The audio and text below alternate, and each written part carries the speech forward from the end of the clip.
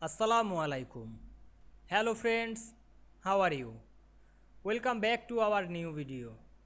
In this video I am going to show you how to make a 3D line in Microsoft Word. Let's get started. At first we have to open a Word document. Then we want to make a 3D line in this document. Firstly we go to the insert menu, then click shapes drop down menu and we can see here many shapes. We find and click the line shape. Here this line and click it.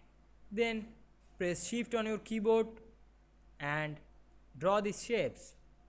Now we can see here we draw a line shape. Now we change this line shape 3D, click the line shape and go to the shape format menu.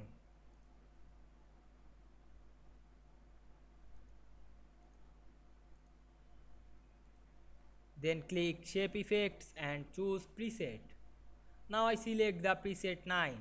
Then change the shape outline color red or apply another effect like 3D rotation and apply shadow, reflection, etc. And you move these shapes very easily. Now you can see here we make a 3D line shape very easily. I hope you enjoyed the video. Please like, comment, share and subscribe my YouTube channel. Thanks for watching.